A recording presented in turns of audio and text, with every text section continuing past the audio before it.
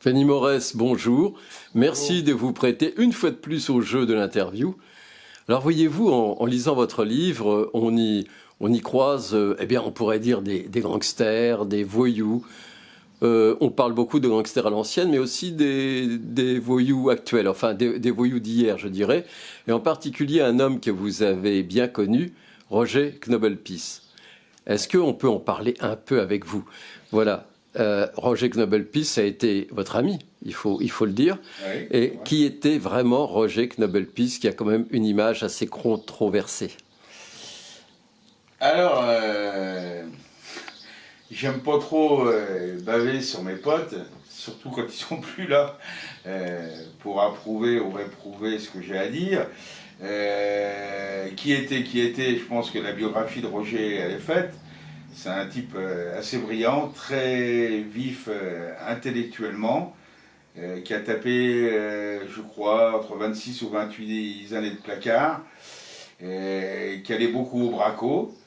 Il a écrit des très beaux ouvrages, très intéressants, sur sa vie, voleur de poules, etc.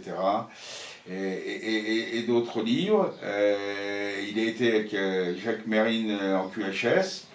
Et j'évoque dans mon livre l'épisode de l'évasion de Jacques Mérine, mais bon, je garde la primeur de tout ça pour ceux qui ont et qui vont acheter le livre.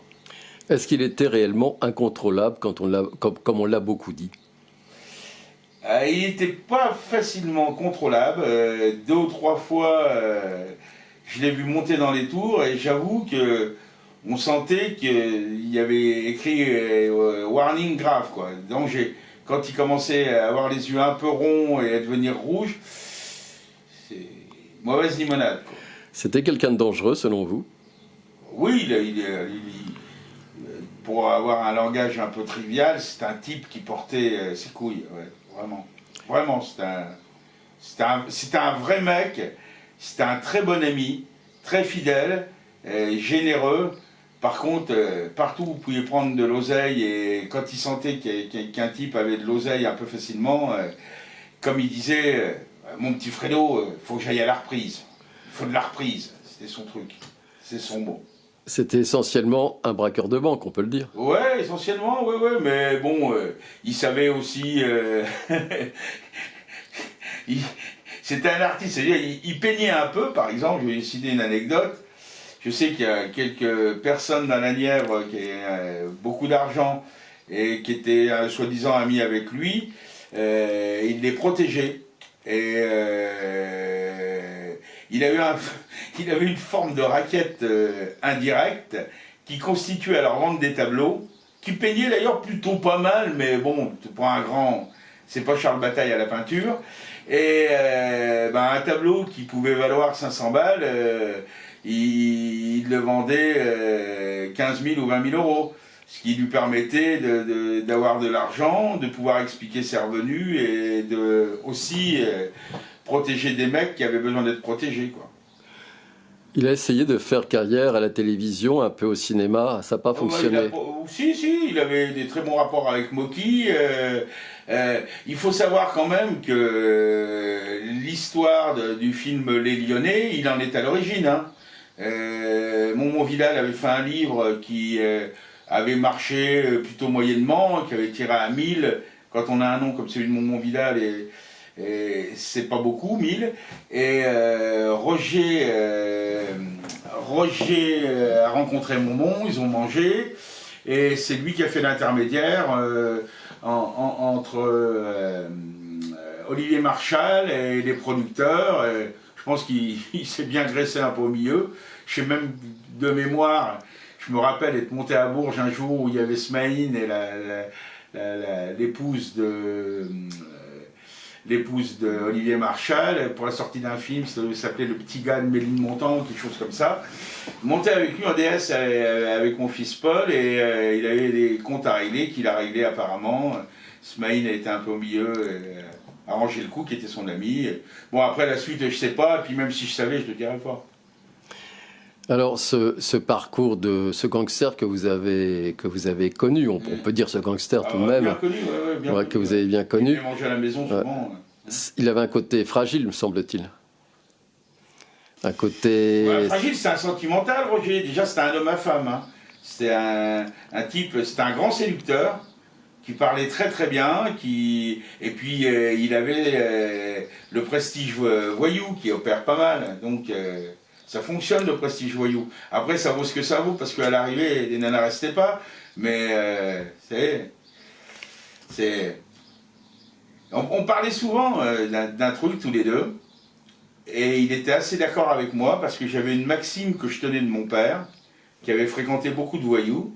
Et mon père me disait toujours, Minou, écoute, un homme, c'est pas un mec qui a un calibre, c'est pas un mec qui monte au braco, c'est pas un mec qui a des nanas sur le trottoir, c'est pas un homme qui ouvre des cofios. Un homme, un vrai, c'est un type qui se lève le matin à 6 h le matin pour aller nourrir sa famille. C'est aussi ma conception de l'homme.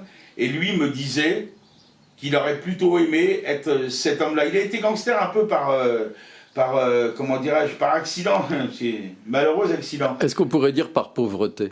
Alors, sa réaction épidermique à la société, à tout ce qui était képi, à tout ce qui était force de l'ordre, il la devait d'une histoire un petit peu compliquée où en fait, avec son frère, jeune homme, ils ont volé de l'essence à un pompiste qui a tué son frère. Qui a tué son frère. Et depuis ce temps-là, il a pété une durite et il a été rebelle à toute merde, excusez-moi. Forme d'autorité. À toute autorité, pardon, voilà, je perds un peu la boule.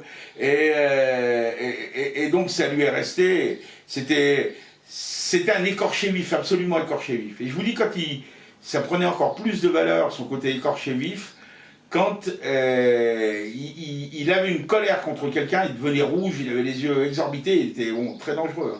C'est un type qui était toujours quasiment calibré, et c'était vraiment pas un rigolman, quoi. J'ai eu quelques ennuis, moi, des fois, avec des mecs, et ils me disaient toujours, Fredo, tu veux que je m'en occupe et tout. Je préférais même pas qu'il s'en occupe, quoi. Ça pouvait aller trop loin. Avec lui, ça pouvait aller très très loin. Est-ce que vous avez une anecdote, quelque chose de, je ne sais pas, de plutôt amusant à son sujet, quelque chose qui vous serait arrivé avec lui, par exemple? Alors j'en ai une anecdote. Et je bossais dans un canard, j'étais maquettiste de presse, rue Léopold Bellan à Paris, à côté pas très loin de la rue Saint-Denis. Et bon, moi j'étais pote avec Roger, mais mes potes qui travaillaient avec moi, les journalistes, ne savaient pas que j'étais pote avec Roger. Et c'est dans les années 80, Roger un jour m'appelle au journal et me dit il faut que tu te trouves au métro rue Montmartre à 22 h, et il faut que tu m'emmènes une voiture et que tu me la montes à Villejuif dans un garage. Donc il me file l'adresse et tout, c'est vrai au téléphone.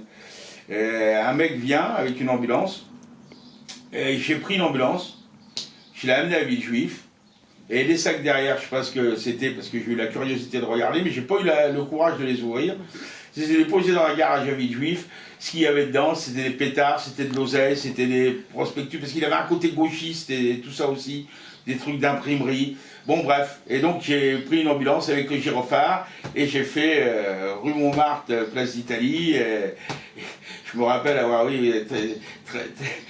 traverser la Seine et remonter là-bas, quoi, et place d'Italie, Villejuif, et voilà, quoi. Et c'est l'anecdote que j'ai, où je vous avoue, je faisais pas le godin, hein.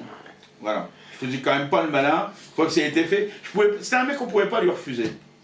Mais bon, j'avais un peu les chocottes, comme on dit. Moi, je suis pas un voyou. J'ai eu des potes voyous, mais moi, je suis pas un voyou. J'ai pas le truc qui fait que c'est comme ça, voilà, chacun est comme il est. Par contre, j'ai rencontré des poulets qui étaient des mecs bien, des voyous qui étaient des mecs bien, des poulets qui étaient des ordures, et des voyous qui étaient aussi des grosses ordures. Le milieu de maintenant, je vous avouerai qu'il me fait pas rêver, et que franchement, c'est pas du niveau des mecs comme Roger, quoi. C'est quand même les étages en dessous. On dit qu'il est mort de chagrin. Ouais, je ne veux pas m'étendre là-dessus. Je sais qu'il est mort de chagrin, ouais. Il est mort de chagrin, ouais, bien sûr. Il est mort de chagrin. La femme qu'il aimait, s'est barrée avec ce qu'il pouvait y avoir de pire pour lui, un poulet. Donc voilà. Et il est mort. Il devait me livrer une mobilette. Bon bref, dans le livre j'explique tout ça. C'est un fan de mobilette bleue comme moi. Et j'aime bien les 88 Automécane. Et il m'en avait retapé. Bon bref. Le reste c'est dans le livre. Il faut payer pour avoir Monsieur GF1. Merci Monsieur Morès. À bientôt. Serviteur.